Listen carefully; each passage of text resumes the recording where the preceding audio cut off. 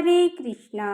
जेठ के महीने की शुरुआत हो चुकी है और जेठ माह में केले के पेड़ का पूजन करके विष्णु भगवान कथा कही और सुनी जाती है।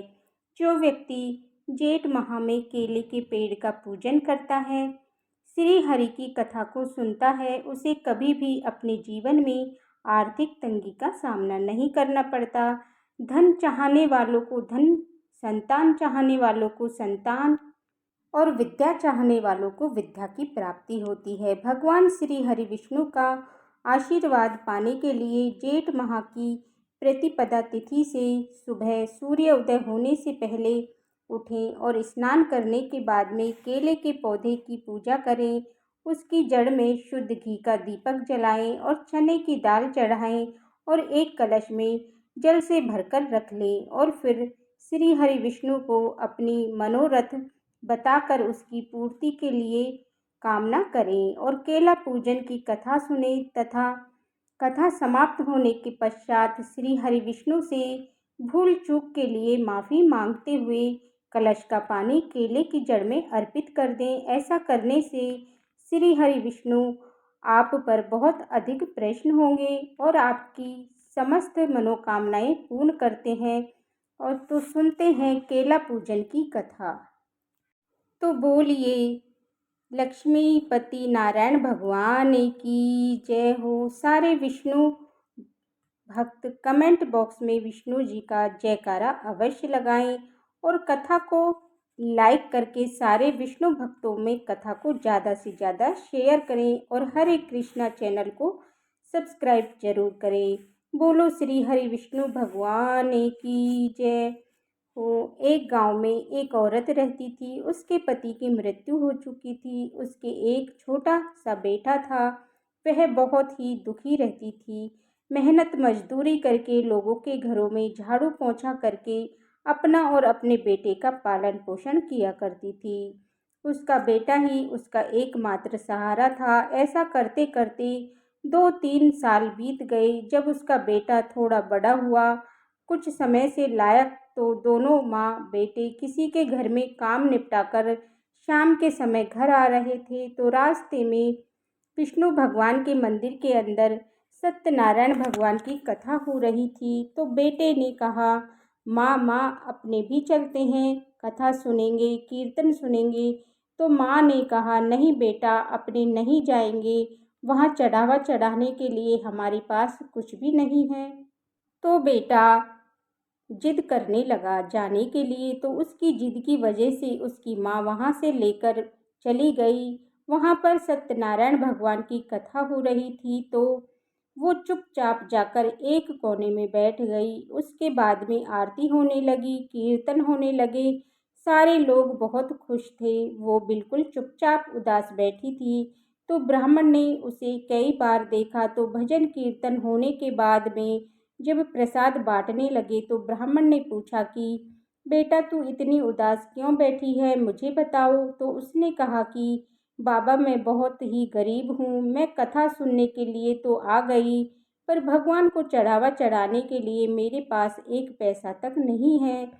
ऐसा कहते हुए उसने उस ब्राह्मण को पूरी व्यथा बताई। तो ब्राह्मण ने कहा कि बेटा तू उदास मत हो, भगवान सबकी सुनते हैं, तेरी भी सुनेंगे। तू ऐसा करना, आज वैशाख पूर्णिमा है तो कल से जेठ माह का आरंभ हो जाएगा।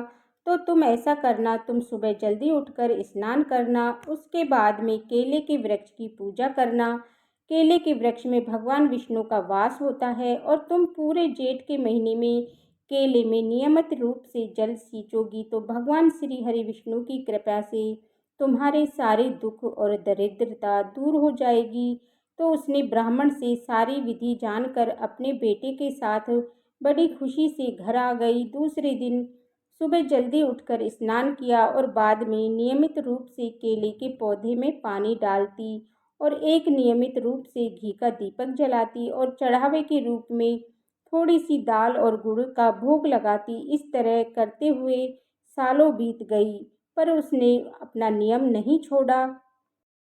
भगवान विष्णु की कृपा से उसे एक बगीचे में अच्छी सी नौकरी मिल गई जिससे उसका गुजारा भी अच्छे से हो जाता और अपने बच्चे का पालन पोषण भी अच्छे से करती। भगवान विष्णु की कृपा से वह और उसका बेटा अच्छे पढ़ लिख कर बड़ा आदमी बन गया।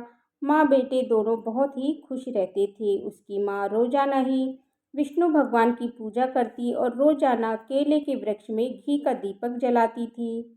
ऐसा करते करते एक दिन उसके बेटे की सगाई हो गई और फिर उसका विवाह हो गया।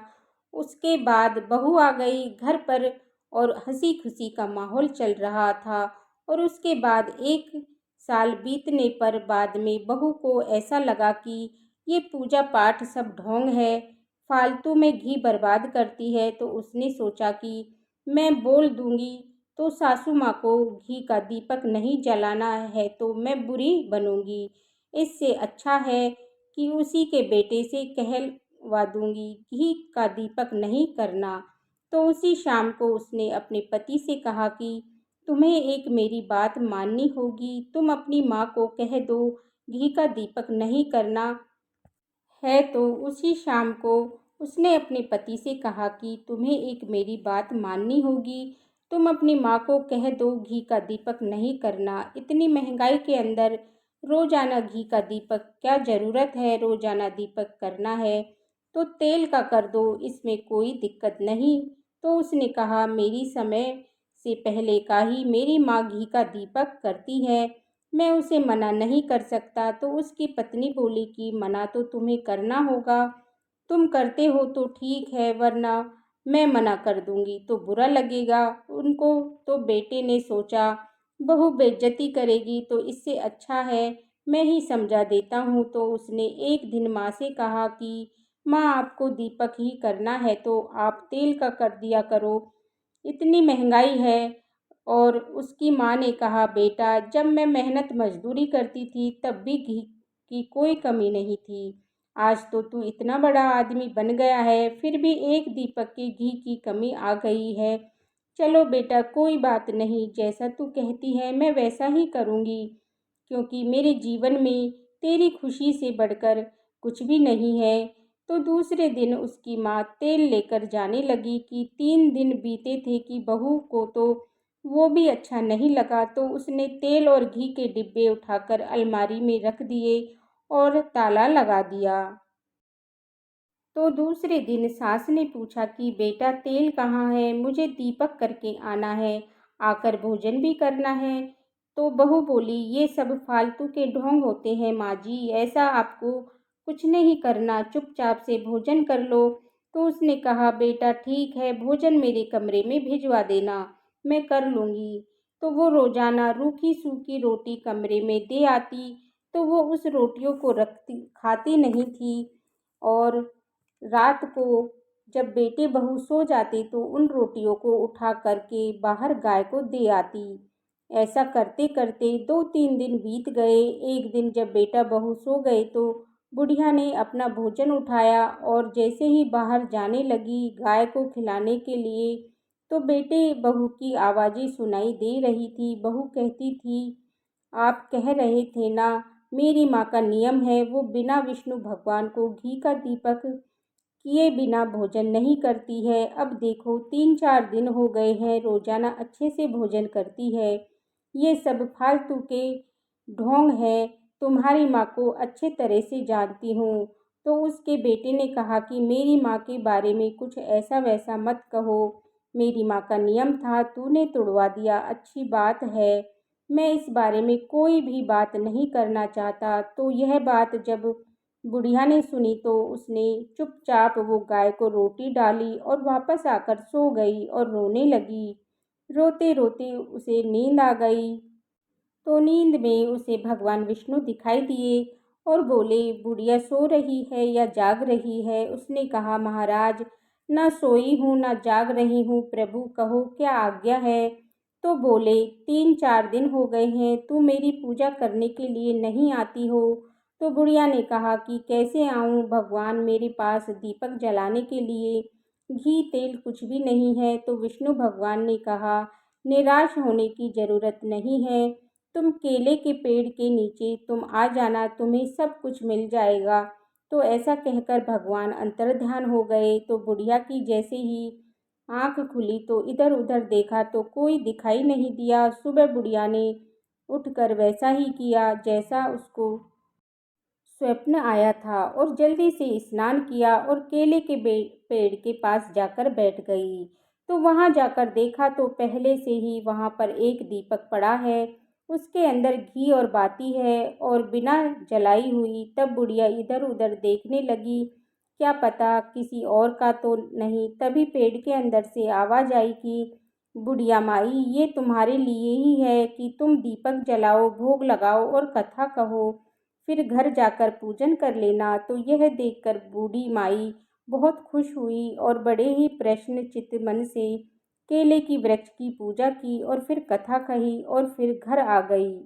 घर आकर बड़ी खुशी से भोजन कर लिया। अब बुढ़िया के तो रोजाना का नियम बन गया, तो रोजाना सुबह उठकर स्नान करती और सीधी केले के पौधे के पास चली जाती। वहां पर सब कुछ उसे तैयार मिलता, कथा कहती, पूजा करती, दीपक जलाती और घर आ जाती। एक दिन की बात है कि उसकी बहू के भाई और भाभी आए हुए थे। तो बहू ने सोचा कि आज हलवा बनाऊंगी। तो उसने घी निकालने के लिए उसने जैसे ही अलमारी का ताला खोला तो उसने घी के डब्बे को खोलकर देखा तो घी का डब्बा तो आधा था। तो उसने जल्दी से अपने पति को बुलाया और बोला कि ये देखो, तुम्हारी माँ ने घी चुरा लिया है। तो उसका बेटा बोला कि ऐसा मत बोलो, मेरी माँ घी नहीं चुराती है, तुमने ताला लगाया था, फिर मेरी माँ ने घी कैसे चुराया? वो बोली, वो मुझे पता नहीं, चोरी भी तो तुम्हारी माँ ने ही की है। चलो एक बार मेरे भैया भाभी को खाना खिला देती हूँ, वो चले जाएंगे। कल से देखना इस अलमारी की ओर, तुम्हारी माँ की दोनों की निगरानी करनी है। तो दूसरे दिन दोनों बैठ गए तो उसकी माँ अलमारी की तरफ आई ही नहीं और उसने तो सीधा स्नान किया और बाहर चली गई। तो दोनों ही पीछे पीछे चले गए। बूढ़िया सीधी केले के पौधे के पास गई तो उन्होंने वहां पर देखा कि दीपक पहले से पड़ा है, अंदर बत्ती लगी हुई है। तो बुढ़िया ने सीधा दीपक जलाया और पूजा करने लगी। पूजा करने के बाद में वह बुढ़िया पौधे से लिपटकर बुरी तरह से रोने लगी और कहने लगी, भगवान, ऐसी पूजा का और ऐसे घी का क्या काम? मेरे बेटा बहू मुझसे बोलते तक नहीं है। जिस बेटे को इतनी कठिनाइयों में मैंने पाला है वो आज मुझसे नहीं बोलता। बहू कहती है कि तू चोर है। अब भगवान आप ही बताओ, मैं कहाँ जाऊँ? आप क्यों मेरी परीक्षा ले रहे हो? मुझे कितनी परीक्षाएं और देनी होंगी? मैंने ऐसा कौन सा बुरा कर्म कर दिया जिसकी वजह से मुझे आज ये दिन देखना पड़ रहा है? ऐसा कहते हुए वह पूरी तरह से फपक फपक कर रोने लगी। तो उसकी करुणा हृदय की पुकार सुनकर भगवान विष्णु वहां पर साक्षात रूप में प्रकट हो गए और बोले कि बुढ़िया घर जा, सब कुछ ठीक हो जाएगा, रोने की कोई ज़रूरत नहीं है। बेटा कभी अपनी माँ से विमुख नहीं हो सकता। तो ऐसी बात सुनकर भगवान विष्णु को साक्षात प्रकट देखकर उसके बेटे बहू भी बहुत दुख हुआ और वह करुणा से भर गया। अपनी पत्नी से कहने लगा कि माँ के खिलाफ जाकर ऐसी जिंदगी जीने से तो मरना बेहतर है। आज तुम्हारे शक ने मेरी माँ की पूजा भाव और श्रद्धा को कलंकित किया है। मैं ये कैसे भूल गया कि मेरी माँ ने किसी कठिनाइयों से मुझे पाला था। मेरी माँ का मैं एक ही सहारा हूँ और ये आज तुम्हारे कहने पर मेरी माँ से विमुख हो गया। मुझसे बहुत बड़ी गलती हो गई है। अब इस पाप का प्रायश्चित कैसे होगा? ऐसा कहकर वह बुरी तरह से रोने लगा। तो उसकी पत्नी बोले कि पाप आपने नहीं किया है, पाप तो मैंने किया है। आज मेरी आंखें खुल गई है, मैं माँ जी से माफ़ी मांगूंगी। वह ऐसा कहते हुए वह अपनी सासू माँ की ओर दौड़ी और उसके चरणों में जा गिरी और कहने लगी कि माँ जी, मुझे माफ़ कर दो। मैंने आपकी पूजा पाठ को ढोंग बताया और घी की चोरी करने का इल्ज़ाम आप पर लगाया। तो आप मुझे सज़ा दो, जो भी सज़ा दोगी वो मुझे मंजूर होगी, पर मुझे माफ़ कर दो। तो बूढ़ी माई ने उन्हें उठाते हुए उसे गले से लगाया और कहा कि बेटा, माँ अपने बच्चों से कभी भी नाराज़ नहीं होती है। चलो घर चलते हैं। ऐसा कहते हुए वह बूढ़ी या अपने बेटे को और बहू के साथ घर आ गई तो उसकी बहू ने कहा, माँ जी, कल से मैं भी आपके साथ केले के वृक्ष की पूजा करने के लिए चलूँगी। अब दोनों सास बहू रोजाना अब केले के पौधे की पूजा करती और घी का दीपक जलाती। एक दिन बुढ़िया ने कहा कि बेटा, आज पूर्णमासी है, मैं कुछ पंडितों को भोजन करवाना चाहती हूँ। तो उसकी बहू ने कहा, हाँ माँ जी, खुशी से करवाइए। तो बहू ने 36 प्रकार के भोजन तैयार किए और ब्राह्मणों को भोजन करवाया। यथासंभव दान दक्षिणा देकर उन्हें विदा किया। तो ब्राह्मण उनकी सेवा भक्ति देखकर बहुत खुश हुए और आशीर्वाद देते हुए चले गए। तो उनकी सेवा भक्ति देखकर भगवान श्री हरि विष्णु बहुत ही प्रसन्न हुए और उन्हें सुख सौभाग्य धन धान की आशीर्वाद दिया। और कुछ महीने के बाद उसकी बहू ने एक सुंदर पुत्र को जन्म दिया और अन्न धन की कोई कमी नहीं। इस तरह विष्णु भगवान की पूजा करने से बुढ़िया को अंत सुखों की प्राप्ति हुई। वह अपने जीवन के समस्त सुखों को भोगती हुई अंत में बैकुंठ लोक को गई। इसीलिए कहा गया है कि विष्णु भगवान की पूजा अगर सच्चे मन से की गई हो तो वह कभी भी निष्फल नहीं होती है। विष्णु की जय। जैसा बुढ़िया माई को वैसा सबको देना। इस कहानी को कहते और सुनने वाले और हुंकारा भरने वाले को, और अगर कहानी में कोई गलती हो तो भूल चूक के लिए क्षमा करना। बोलो श्री विष्णु भगवान की जय हो। अब सुनते हैं श्री हरि विष्णु भगवान और माता लक्ष्मी की कथा।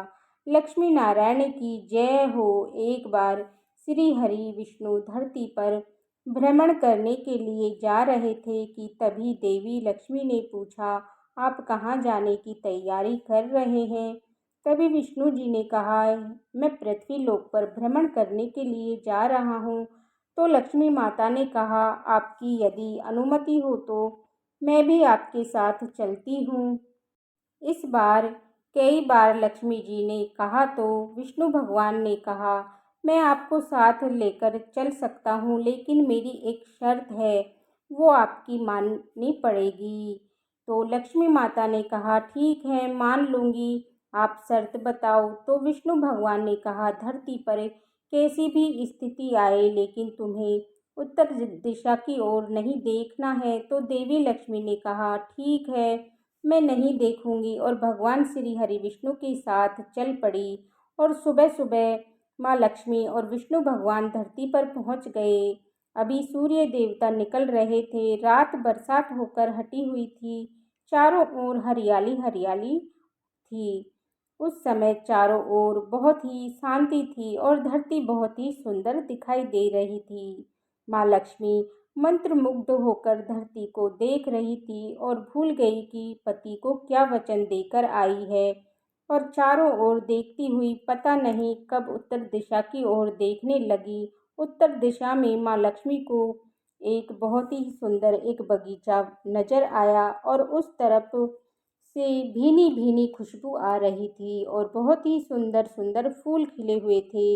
यह एक फूलों का बगीचा था और माँ लक्ष्मी बिना सोचे समझे बगीचे में चली गई और वहां से एक बड़ा सा सुंदर सा फूल तोड़कर ले आई। लेकिन यह क्या, जब माँ लक्ष्मी भगवान विष्णु के पास आई तो भगवान विष्णु की आंखों में आंसू आ गए और भगवान ने माँ लक्ष्मी को कहा कि कभी भी किसी से बिना पूछे उसका कुछ भी नहीं लेना चाहिए। यह कहकर भगवान विष्णु ने अपना दिया हुआ वचन भी याद दिलाया। तो माँ लक्ष्मी को अपनी भूल का पता चल गया। उन्होंने भगवान विष्णु से अपनी की हुई गलती की माफ़ी मांगी। पर भगवान विष्णु ने कहा, जो तूने गलती की है उसकी सज़ा तो तुम्हें ज़रूर मिलेगी। जिस माली के खेत में तुमने बिना पूछे फूल तोड़ा है, यह एक प्रकार की चोरी है। इसीलिए तुम आज से 3 साल तक उस माली के घर पर अब तुम नौकर बनकर रहोगी। उसके बाद में मैं तुम्हें वापस लेने आऊँगा। तो माँ लक्ष्मी ने चुपचाप सर झुकाकर हाँ कर दी। फिर भगवान विष्णु वहाँ से चले गए और माँ लक्ष्मी ने एक साधारण से एक गरीब औरत का रूप धारण के कर बगीचे का जो माली था उसके पास गई तो घर क्या, वो तो एक झोंपड़ा था। उस बगीचे का माली का नाम था माधव। वहाँ पर माधव की बीवी और 2 बेटे और 3 बेटियां रहती थीं। सभी उस छोटे से बगीचे में काम कर कर अपना गुजारा किया करती थी। माँ लक्ष्मी जब एक साधारण और एक गरीब औरत बनकर उस माधव के झोंपड़ी पर गई तो माधव ने पूछा कि बहन, तुम कौन हो और इस समय तुम्हें क्या चाहिए? तो माँ लक्ष्मी ने कहा कि मैं एक गरीब औरत हूँ, मेरी देखभाल करने वाला कोई नहीं है। मैं कई दिनों से खाना नहीं खाया, मुझे कोई काम दे दो। साथ ही मैं तुम्हारे घर का काम कर दिया करूँगी। बस मुझे तुम्हारे घर के एक कोने में आसरा दे दो। माधव बहुत ही अच्छा आदमी था, उसे उस पर दया आ गई। उसने कहा कि बहन, मैं तो बहुत गरीब हूँ, मेरी कमाई से मेरे घर का खर्च नहीं बड़ी मुश्किल से चलता है, लेकिन मेरी अगर 3 की जगह 4 बेटियां होती तो भी मुझे गुजारा करना ही पड़ता। अगर तुम मेरी बेटी बनकर रहना चाहती हो तो जैसा हम रूखा सूखा खाते हैं उसी में खुश रह सकती हो तो अंदर आ जाओ। तो माँ लक्ष्मी उसके झोंपड़े में चली गई। इस प्रकार माधव ने माँ लक्ष्मी को अपने झोंपड़े में शरण दी और माँ लक्ष्मी 3 साल तक उस माधव के घर पर नौकरानी बनकर रही।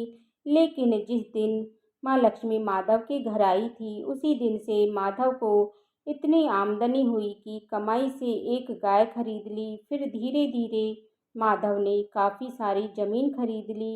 इसी प्रकार सबने अच्छे अच्छे वस्त्र बनवा लिए और एक बड़ा पक्का सा घर भी बनवा लिया। बेटियों के लिए और बीबी के लिए गहने भी बनवा लिए। इस तरह से माधव के खूब अन्न धन और हो गया। माधव हमेशा सोचता था कि मुझे इस महिला के आने के बाद ही यह सब कुछ मिला है। इस बेटी के रूप में मेरी तो किस्मत जाग गई है। लेकिन जैसे ही 3 साल पूरे हुए तो उस दिन माधव खेतों में काम खत्म करके घर आया तो उसने अपने घर के दरवाजे पर एक देवी स्वरूप गहनों से लदी हुई एक औरत को देखा। उसे ध्यान से देखा तो पहचान गया, अरे यह तो मेरी मुँह बोली चौथी बेटी है। साथ ही यह भी जान गया कि यह तो माँ लक्ष्मी है। तब तक तो माधव का पूरा परिवार बाहर आ गया और सब हैरान होकर माँ लक्ष्मी जी को देख रहे थे। माधव बोला कि माँ, हमें माफ़ कर दो, हमने तेरे से अनजाने में घर के और खेत के सारे काम करवाए हैं। हमसे यह कैसा अपराध हो गया है, माँ हम सबको माफ़ कर दो। तो माँ लक्ष्मी मुस्कुराई और बोली कि माधव, तुम बहुत ही अच्छे दिल के दयालु व्यक्ति हो। तुमने मुझे बेटी बनाकर रखा, अपने परिवार के सदस्यों की तरह इतना लाड प्यार दिया। मेरे काम करने से कोई भी अपराध नहीं हुआ। मैंने 3 साल पहले तुम्हारे बगीचे से बिना पूछे फूल तोड़ लिए थे, उसी की सज़ा मुझे मिली है। तुमसे कोई भी अपराध नहीं हुआ। मैं तुमसे बहुत ही खुश हूँ। मैं तुम्हें वरदान देती हूँ, कभी भी तुम्हारे पास खुशियों का और धन की कमी नहीं रहेगी। तुम्हें सारे सुख मिलेंगे जिसके तुम हकदार हो। फिर माँ लक्ष्मी अपने स्वामी के द्वारा भेजे गए रथ में बैठकर बैकुंठ को चली गई। हे माँ लक्ष्मी, जैसा माधव को अनधन दिया वैसा सबको देना। तो ये थी ज्येष्ठ माह में सुनी जाने वाली कहानी। सुनकर आपको कैसा लगा कमेंट करके ज़रूर बताना। जय श्री कृष्णा। राधे राधे।